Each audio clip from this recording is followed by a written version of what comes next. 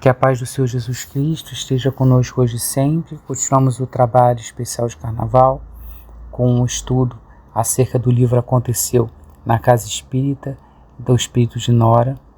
E como sempre o nosso convite para que possamos nos recolher em momento oportuno, em local tranquilo, onde possamos estar com as nossas mentes concentradas e os nossos corações abertos para ouvir os recados da espiritualidade maior.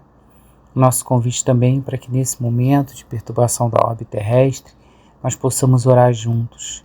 Então vamos fechar os olhos e levar o nosso pensamento ao nosso irmão Jesus Cristo e através dessa presença de Jesus conosco tão próximo, Jesus aqui do nosso lado, vamos orar para o nosso Pai.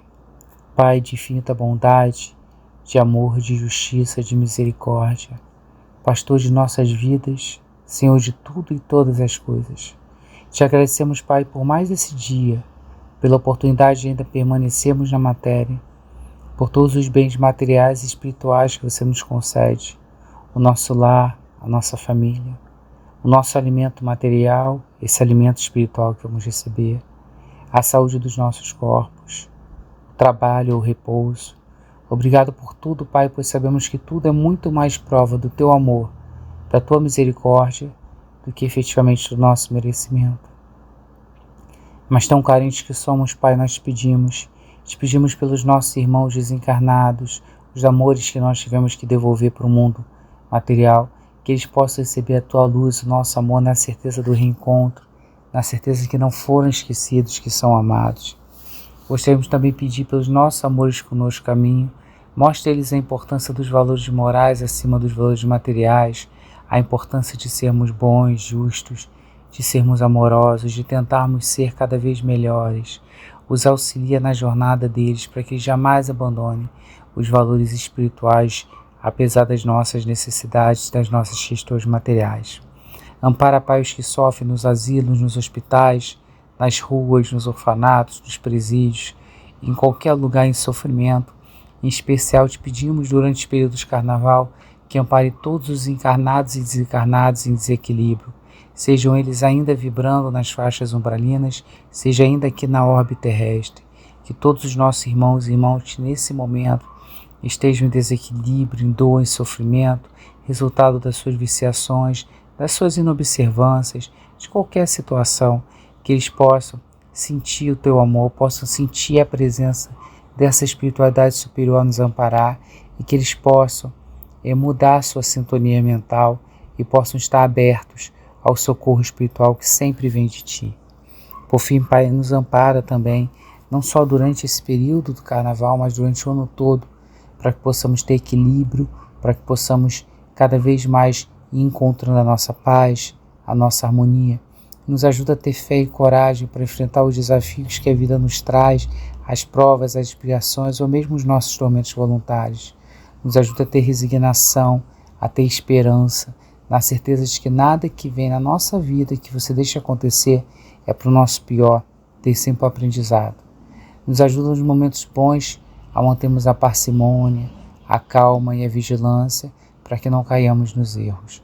Nos inspira, nos auxilia, nos permita sempre que essa espiritualidade superior, que o nosso mentor, os nossos espíritos familiares nos acompanhem na nossa jornada, e em Teu nome, em nome do nosso irmão Jesus, em nome do Espírito de Nora e de toda a espiritualidade superior desse trabalho, nós pedimos autorização para iniciarmos o estudo da obra Aconteceu na Casa Espírita. Como nós já conversamos no primeiro encontro, a obra Aconteceu na Casa Espírita é do médium Manuel Cristiano, de São Paulo, que psicografa desde 93, que embora a mediunidade também se apresentou na infância, de forma muito evidente, ele começa a educação mediúnica na adolescência, e ele psicografa nesse livro o Espírito de Nora, que foi uma das primeiras cristãs, que se apresenta para ele com uma palma, como símbolo do martírio, ali na mão. E o livro traz as experiências dela, ao longo de anos, nas casas espíritas que ela trabalhou, e ela mostra como funciona a atuação obsessiva de espíritos inferiores desencarnados para tentar desmontar o trabalho do bem, o trabalho de Jesus, e desmontar os trabalhadores e os frequentadores durante esse período. No capítulo 2, avaliando a ameaça, nós continuamos com os benfeitores espirituais que vão se reunir durante a madrugada, durante o período que a casa espírita está fechada. Então vai haver uma reunião no mundo espiritual, onde o mentor da casa ele vai chamar a atenção de que o trabalho que a casa espírita tem desenvolvido no bem, claro que atraiu a atenção dos adversários espirituais, claro que atraiu a atenção dos obsessores, que viram que os seus planos de fazer mal àqueles frequentadores, de fazer mal àqueles trabalhadores, não estava funcionando porque estavam sendo acolhidos. Ele destaca na belíssima mensagem dele, né, que o papel da espiritualidade superior nesse caso é de amparar os encarnados nesse ataque, nessa infiltração espiritual que vai ser realizada. Ou seja, a espiritualidade superior, por mais que entenda, compreenda e auxilie, ela jamais vai interferir no nosso livre-arbítrio, porque é através do nosso livre-arbítrio que de fato nós testamos, provamos os nossos valores, né? Provamos o nosso compromisso no bem, e é através do nosso livre-arbítrio que nós desenvolvemos o nosso discernimento daquilo que devemos e não devemos fazer, alcançando o nosso processo de sublimação. Então eles não vão interferir no livre-arbítrio dos encarnados, né? E chama a atenção, mentor, que é uma oportunidade importante para que os tarefeiros do bem testemunhem o que eles tanto ensinam. E é uma reflexão muito interessante, né? Porque toda casa espírita, toda casa religiosa em si voltada ao bem, ela vai enfrentar as suas dificuldades, as suas pressões espirituais, os seus trabalhadores e frequentadores vão se sujeitar a processos obsessivos que vão tentar desvirtuá-los do trabalho, mas isso é importante porque aqui mesmo nós já testamos os valores que tanto falamos, testamos se de fato nós estamos seguindo essa ética cristã, testamos se de fato nós estamos fazendo escolhas melhores ou não. Então devemos encarar essas situações como uma oportunidade de demonstrar o nosso aprendizado. E ele chama a atenção que naturalmente, né, qualquer casa espírita, qualquer hospital, qualquer posto de atendimento espiritual dos espíritos superiores, eles têm mecanismos capazes de repelir o assédio. Nas fronteiras da loucura nós vimos que existe uma proteção espiritual de natureza fluídico-magnética em relação à casa espírita, em relação ao posto de atendimento espiritual, como uma forma de atuar contra a investida daqueles espíritos. Mas é que dessa vez não haveria uma atuação extraordinária, ou seja, eles repelem os ataques naturais que ocorrem em relação à instituição, mas que nessa situação, aquela infiltração espiritual, não haveria uma atuação dos benfeitores para impedir, porque nessa investida seria importante a atuação dos encarnados. Porque lembra que lá no capítulo anterior, Infiltração Programada, esses espíritos vão utilizar justamente as falhas morais, a maledicência, o orgulho, a ira, vão usar as nossas dificuldades morais como oportunidade para tentar fazer com que esses espíritos de fato desmontem o trabalho. Então dessa vez essa investida compete à atuação dos próprios encarnados. Ele lembrou que a instituição sofre o risco de ser destruída, né? E isso é uma realidade. Qualquer trabalho, qualquer instituição, ela é formada pelo ânimo daqueles que participam dela, ela é formada pelo compromisso que esses espíritos exercem, em que a espiritualidade inferior, quando faz uma infiltração dessa, ela pretende desmontar o trabalho. Então que sim, tem a possibilidade de instituição fechar, tem várias instituições religiosas que a gente vê que fecha, né? Se os trabalhadores e os frequentadores deixarem essa infiltração funcionar, deixarem que esses espíritos perturbadores façam com que pequenas dificuldades do dia a dia se tornem mais importantes que o trabalho. Ou seja, que as pessoas se percam muito mais com as questões materiais do que as questões morais ou as questões espirituais que envolvem o trabalho. Eles vão tentar explorar as fraquezas humanas, eles vão tentar, de fato, fazer surgir o pior desses trabalhadores do mal, né, que existe ainda em nós, mas que esses trabalhadores que têm esse mal ainda, né, como nós temos, eles precisam também entender a importância de se manterem firmes nos valores morais. E é por isso que, assim como os espíritos inferiores vão fortalecer o mal que existe nesses trabalhadores, os espíritos superiores, o mentor e todos os benfeitores que estão ali reunidos, eles vão estimular as virtudes, vão tentar cada vez mais trazer mais resignação, mais paciência, cada vez mais estimular a compreensão e a caridade dos trabalhadores para tentar evitar o funcionamento, tentar evitar essa trama das trevas, né? O funcionamento desse plano arquitetado por eles, né? E eles vão permitir o acesso franqueado a tais espíritos na casa.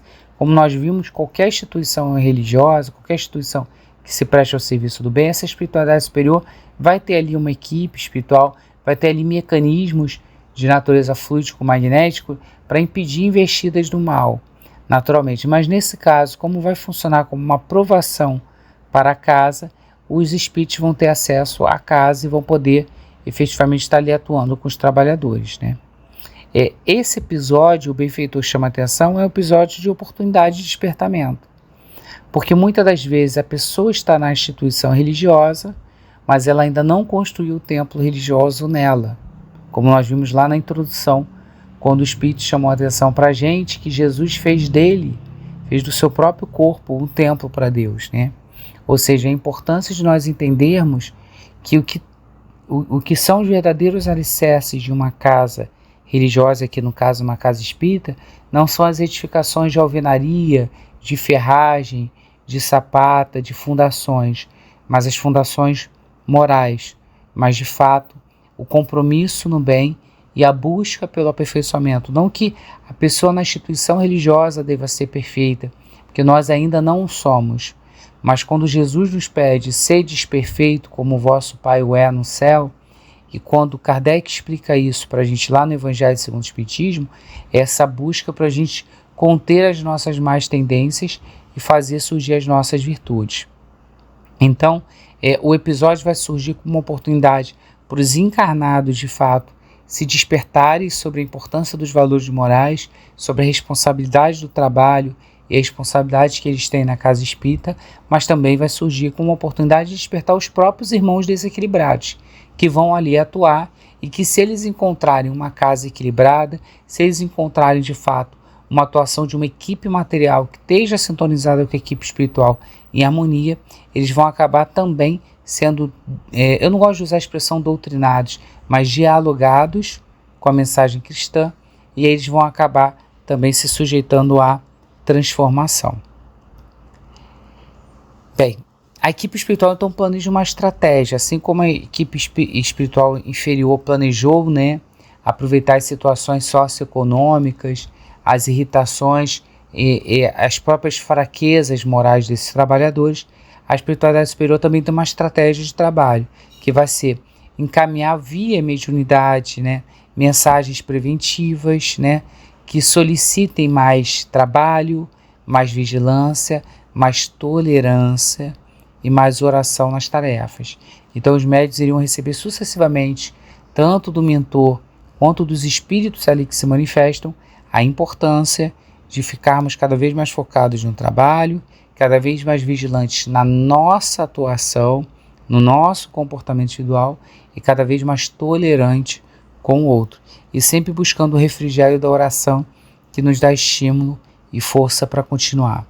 Bem, eles também iriam convocar os espíritos protetores dos tarefeiros, né? Todos nós temos um espírito protetor junto aos nossos espíritos também familiares, que está designado ali para nos acompanhar no nosso processo.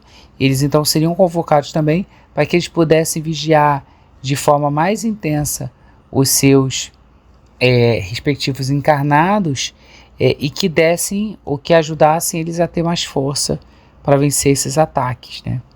Terminada então a reunião, os trabalhadores se retiraram, e aí a gente tem na notícia no final desse capítulo que não estavam só desencarnados ali naquela reunião, ou seja, durante o sono foi levado em desdobramento também o presidente do centro espírita e o diretor doutrinário, e ambos, com o final da manifestação do mentor, se mostravam extremamente preocupados com a situação. Bem, ainda no campo de avaliar a ameaça, né, a espiritualidade vai chamar a atenção para a gente que esse tipo de ataque é o tipo de ataque que naturalmente pode existir em qualquer casa espírita e que a espiritualidade superior não vai ser responsável por atuar sozinha, que nós precisamos de fato também atuar para a nossa transformação. Então, é natural a preocupação do diretor doutrinário e do presidente diante da situação, porque demanda de nós uma atuação muito maior, esse tipo de investida das trevas, mas é importante também reforçar que dentro desse nosso estágio ainda de imperfeitos, temos as nossas dúvidas, os nossos problemas, as nossas dificuldades. E não é o fato dele ser um presidente ou ele ser um diretor doutrinário que tornaria ele ou colocaria ele numa posição especial. Lá no capítulo próximo, orientando os encarnados, o benfeitor, então, depois de terminada a reunião, destaca ali o mentor, o diretor doutrinário e o presidente para conversar. Ele começa conversando com o presidente, informando que a casa tem tido muita proteção espiritual porque tem cumprido com seus deveres. Então isso é algo importante para chamar a atenção sempre para a gente. Toda vez que uma casa for de fato uma casa de Jesus, uma casa que está ali consolando, uma casa que está esclarecendo, uma casa que está ali buscando funcionar como escola, como hospital, edificando valores, auxiliando espíritos encarnados e desencarnados, trazendo esse trabalho de amor, vai sempre contar com uma proteção espiritual. Então ele chama a atenção de que vai existir o ataque, mas a casa tem uma proteção espiritual, Só que vai ser exigido a atuação ou concurso também dos irmãos encarnados. Ele chama a atenção que os dirigentes da casa precisam ainda mais estar atuando em equilíbrio, Eles precisam ainda mais estar ali colaborando naquele trabalho, porque se eles foram escolhidos como dirigentes da casa, é porque eles têm muito mais no seu passado para resgatar. E como tem muito mais no seu passado para resgatar, exigiram ou pediram muito mais esse trabalho. Então aqui ele chama a atenção, a responsabilidade para todos nós que somos trabalhadores, coordenadores ou dirigentes na casa religiosa, em especial na casa espírita. Ou nós estarmos assumindo essa função significa que nós temos grandes débitos de outras encarnações, nós temos um resgate para fazer e que essa é uma oportunidade de redenção.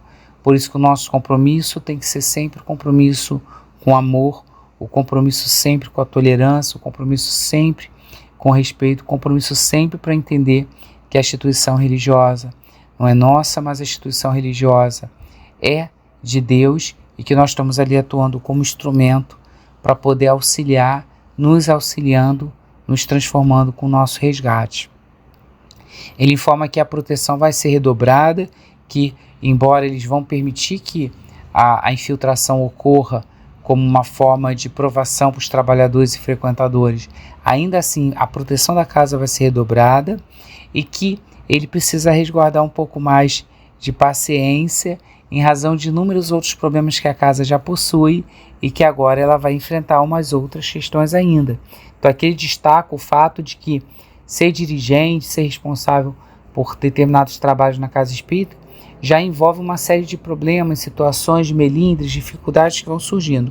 E aqui no caso ele se sujeitaria ainda a outras, Ele lembra também que esse dirigente específico, esse presidente, estava tendo algum problema de saúde, que eles tinham trabalhado para estar mantendo a saúde dele ali, para que ele continuasse atuando até que a próxima equipe estivesse preparada. Então isso também é interessante pensar que naturalmente outras equipes vão chegando na casa espírita, outros irmãos vão seguindo para continuar o trabalho, e eu acho que no final das contas é isso, cada um de nós levanta um tijolo em algum momento e alguém vai vir levantar outro, e a obra vai estar sempre continuando, porque vai ter sempre outros trabalhadores.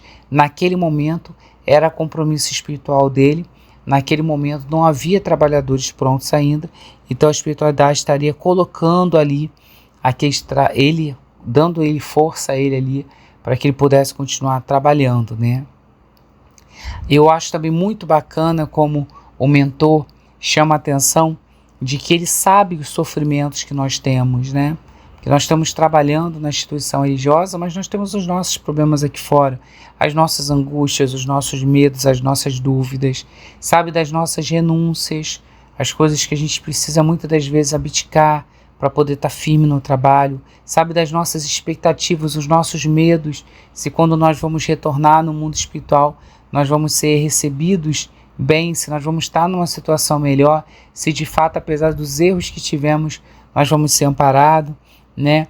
Ele fala que isso tudo ele entende, mas que é um momento da gente focar, da gente pensar na obra, e pensando na obra tentar manter o equilíbrio por ela.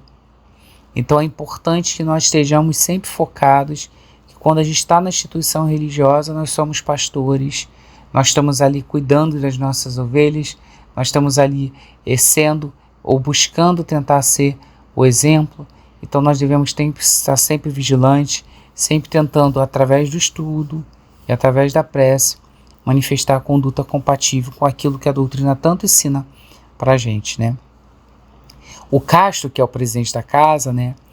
Ele então pede que, se for possível, que ele possa lembrar, se não da conversa toda, né? Pelo menos lembrar da maior parte daquela conversa.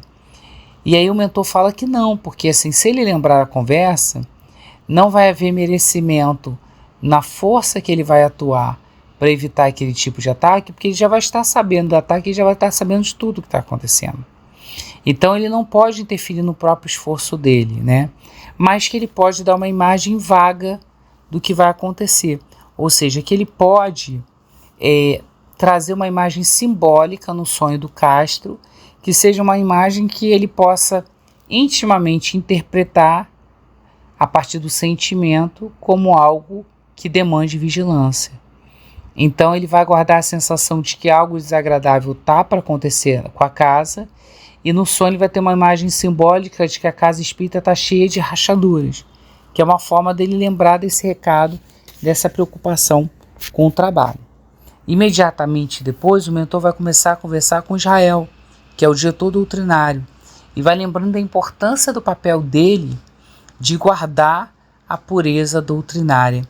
Entendo, a pureza doutrinária não é entrar em grandes discussões, como vemos infelizmente alguns irmãos fazendo discussões, tentando dizer se a obra, por exemplo, psicografada por Chico Xavier da série Nosso Lar, ou a série No Mundo Maior, do Espírito André Luiz, está dentro ou não da doutrina.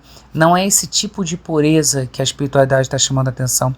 A pureza doutrinária é a gente lembrar sempre o que Kardec falou, que a nossa filosofia espírita é essa ética cristã, essa ética da alteridade, a ética da empatia, a ética de que eu olho para o outro e amo ele como eu me amo. Então é uma ética humanista.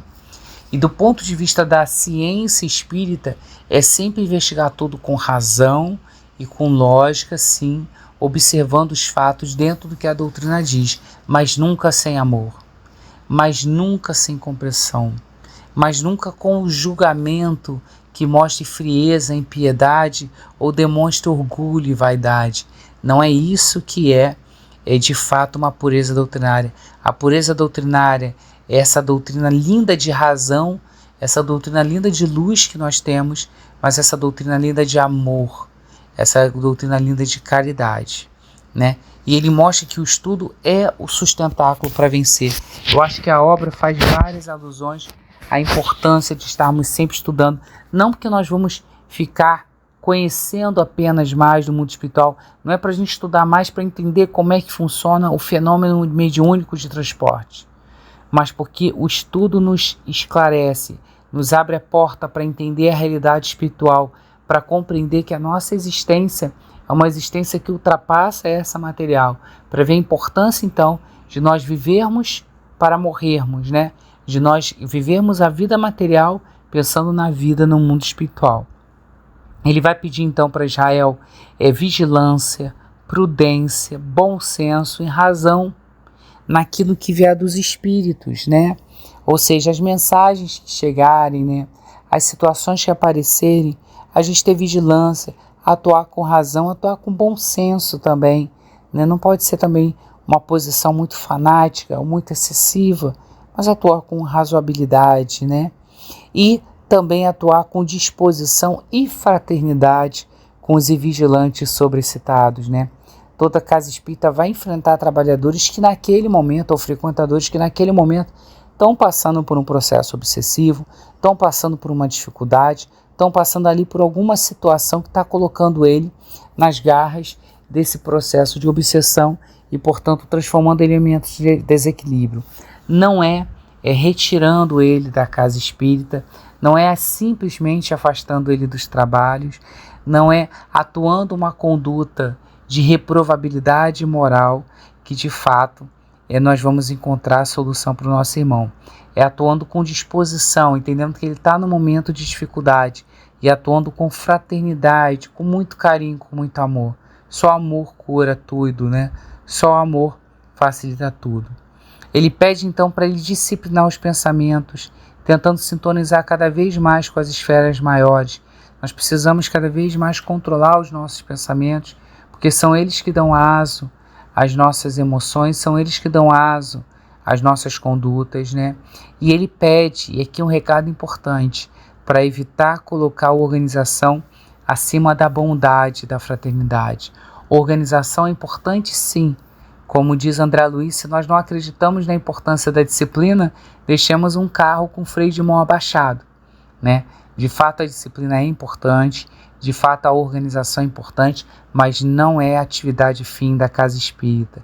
A atividade fim da casa espírita é acolher, é esclarecer, é amparar, é como diz o Espírito, é evitar colocar a organização acima da bondade e da fraternidade. A gente precisa estar cada vez mais acolhendo as pessoas. Num mundo material como o nosso, que acolhe as pessoas para o desequilíbrio da melhor forma possível, lá elas não são julgadas, mas são muitas das vezes instigadas às suas más tendências, aumenta-se ainda muito mais a nossa responsabilidade de que dentro do tempo religioso, seja ele qual for, inclusive a casa espírita, nós devemos receber as pessoas com bondade, com fraternidade, desenvolvendo laços de afeto, de carinho, de amor com elas. Pela manhã, Israel acorda e vai conversar com o Castro, o presidente da casa, e os dois relatam que tiveram sonhos, né? Israel fala que sonhou que eles estavam juntos perante o instrutor espiritual, mas ele não conseguiu captar mais nada. É muito comum isso no sonho, né? A gente não consegue captar tudo, porque nem tudo é permitido, e nem tudo a gente consegue guardar quando a gente retorna para a matéria. A matéria ainda obscurece o espírito um pouco, né? E o Castro fala que a casa estava cheia de rachadura no sonho dele, e que ele está pensando em chamar um profissional para vistoriar, para ver se a casa não está com algum problema estrutural de engenharia, de arquitetura. Mas Israel, ele chama a atenção de que talvez a imagem daquela casa rachada seja só uma figura de linguagem para mostrar um alerta do plano espiritual de que de fato a casa pode estar sujeita a algum tipo de rachadura moral, algum tipo de problema moral. E aí o Castro então fala que ele vai chamar então alguém do mundo material para verificar as condições físicas da casa, e ele conversa então para que o Israel se reúna com os tarefeiros para também fazer esclarecimentos e orientações a partir do sonho que eles tiveram. Bem, no último capítulo que nós vamos trabalhar no estudo de hoje, iniciando o ataque, né, nas zonas espirituais inferiores, o Júlio César chama a sua gleba de malfeitores, em especial Gonçalves, que era um capataz que atuaria e que estava atuando com ele já há algum tempo. E o Gonçalves tinha feito um levantamento dos dirigentes da casa espírita. Então, a infiltração programada começa primeiro com os trabalhadores que dirigem o trabalho. E ele fez um levantamento sobre todos os dirigentes e os dirigentes que precisavam ser visitados.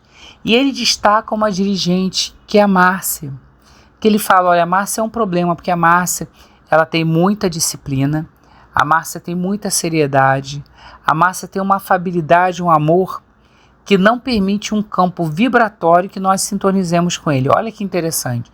Como a Márcia está lá voltada para o bem, voltada para amparar, voltada para amar as pessoas ali naquele momento, ela cria um campo de proteção que não permite que ele atue sobre eles. Só que, nessa visita que foi feita, nesse levantamento que foi realizado, eles descobriram que a Márcia em casa, ela tem um ponto de fragilidade, que é o marido dela. O marido dela possui ainda densas vibrações, ou seja, é um espírito que não só é inferior como todos nós, mas que está em desequilíbrio, por isso que ele possui densas vibrações, que ele tem horror ao espiritismo, na verdade ele segue outra doutrina religiosa, e que ele acha que ele é o instrumento perfeito para que eles possam atormentar a Márcia, já que eles não conseguem atormentá-la diretamente, vão atormentá-la através do marido, de forma que fique um ambiente tão desagradável no lar, até que ela decida abandonar o trabalho para garantir essa harmonia no lar. Então, a estratégia das trevas nesse momento, então, é instigar o fanatismo religioso dele, fazendo com que cada vez mais ele ficasse avesso ao espiritismo, dizendo que o espiritismo é coisa do demônio e tudo mais, né? E que cada vez mais, dentro desse fanatismo, ele fosse fazendo doações para a religião dele, e essa doação fosse minando as economias do casal, forçando ela a trabalhar cada vez mais e aí, portanto, se afastando das tarefas da casa espírita. Júlio César pede também que fosse buscado alguém ali na equipe da Márcia que desejasse um cargo, que tivesse incomodado na casa espírita de ser só um tarefeiro, que quisesse assumir a posição de dirigente. Que eles iam estimular a irritação dele contra qualquer atuação, qualquer diretiva que a Márcia desse, e estimular uma competição interna ali, que formaria um melindre, de forma que eles competiriam com a Márcia para tirá-la do trabalho e depois competiriam entre si para quem assumiria o posto de dirigente no lugar dela. E isso acabaria gerando tanto melindre entre eles que eles não conseguiriam depois se olhar e acabaria desmontando todo o atendimento fraterno que os dois existiriam. Bem, o Júlio César chama a atenção que o presidente e o diretor doutrinário, eles seriam perseguidos também em algum momento, mas a influenciação sobre eles ia ser indireta. Primeiro eles iam começar influenciando os trabalhadores, iam criando um ambiente de irritação, iam criando um ambiente de conflitos, onde cada vez mais esses conflitos fossem levados ao presidente e ao diretor, e aquilo levasse à irritação, aquilo levasse ao desequilíbrio deles, né? Então, o casal Boaventura foi escolhido como o primeiro a ser atacado. Nota, não foi atacado logo o trabalhador mais frágil, mas foi atacada a trabalhadora que mais guardava equilíbrio, a Márcia Boaventura. Então, muito cuidado, que muitas das vezes há uma percepção equivocada na casa espírita de que o trabalhador que está trabalhando e está enfrentando muitas dificuldades, ou que está apresentando um problema de saúde, ou que está apresentando qualquer questão, é um mais fragilizado, porque ele está mais suscetível à influenciação. Nós vimos na aula anterior que o recado dado por Kardec lá no Livro dos Espíritos é muito claro, de que geralmente eles procuram atacar os espíritos mais fragilizados moralmente, ou seja, aqueles que têm mais vícios e imperfeições e que, portanto, estão mais abertos às dificuldades.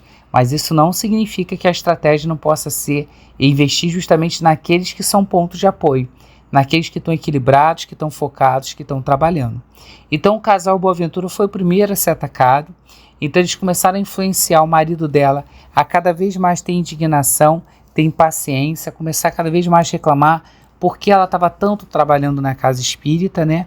Então ele começa a criticar o trabalho voluntário da casa, alegando que enquanto ela está trabalhando de graça, ele está mantendo a casa financeiramente, só que algo surpreende ele, porque como ela está equilibrada, ela ouve tudo com muita resignação, com muita paciência, chama atenção para ele que ela de fato não trabalha para satisfazer as necessidades materiais da casa, mas que ela cuida do lar, e que embora ela esteja fazendo trabalho voluntário na casa espírita, ela nunca deixou de cumprir com qualquer tarefa doméstica, estando tudo de forma bem regular.